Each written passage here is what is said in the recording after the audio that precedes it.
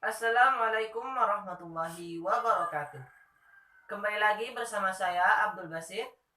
Pada kesempatan kali ini saya akan menjelaskan tentang bioremediasi yaitu fitoremediasi.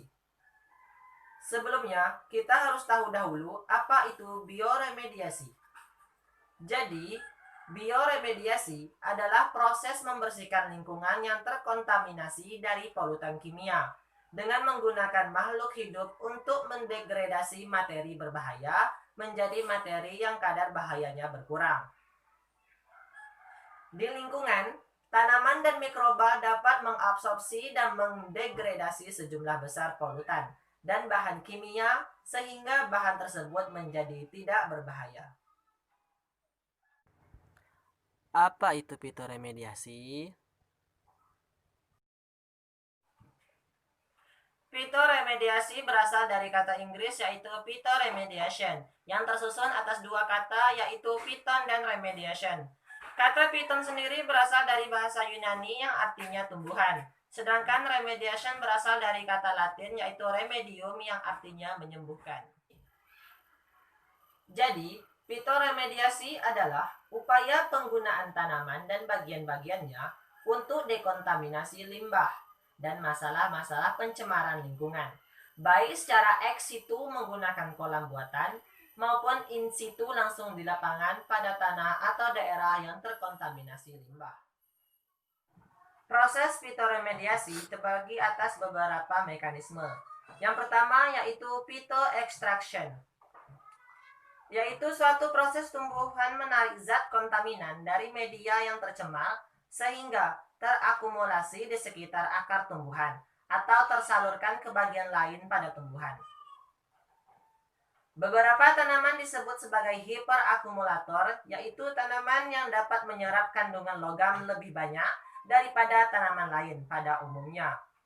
Di lapangan, setelah tanaman fitoremediasi tumbuh dan berkembang di media tercemar dan dirasa telah melakukan mekanisme fitoekstraksi, tanaman tersebut kemudian dicabut untuk dibakar menggunakan insinerator.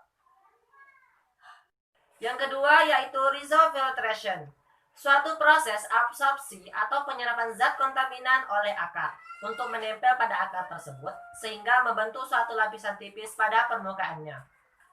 Bila kita lihat secara sekilas, mekanismenya hampir sama dengan fitoekstraksi. Namun, perbedaannya, rhizofiltrasi dapat dilakukan di badan perairan. Aplikasi rhizofiltrasi dapat dilakukan dengan cara menanam tanaman fitoremediasi di atas permukaan badan air tercemar. Atau dengan cara air yang tercemar disalurkan ke suatu tempat di mana tanaman fitoremediasi dapat tumbuh dengan optimal. Ketika akar tanaman dirasa sudah cukup menampung zat tercemar tersebut, tanaman fitoremediasi diambil kemudian dibakar dengan alat insinerator.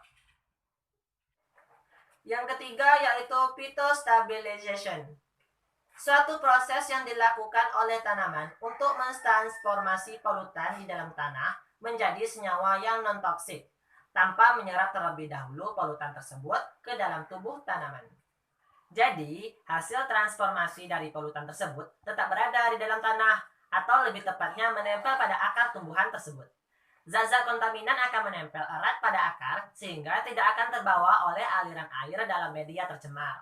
Di lapangan, mekanisme fitostabilisasi umumnya digunakan di area reklamasi karena tumbuhan fitoremediasi berperan dalam mengoptimalkan tanah yang siap ditanami oleh tanaman reklamasi.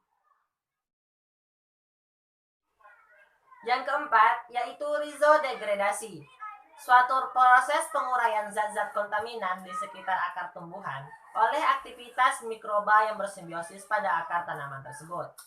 Jadi, rizodegradasi ini bekerja lebih lambat karena dipengaruhi oleh kinerja dari mikroba yang bersimbiosis, seperti ragi, jamur, ataupun bakteri yang mengkonsumsi dan menguraikan bahan organik seperti larutan bensin atau larutan lainnya yang berbahaya bagi kesehatan manusia.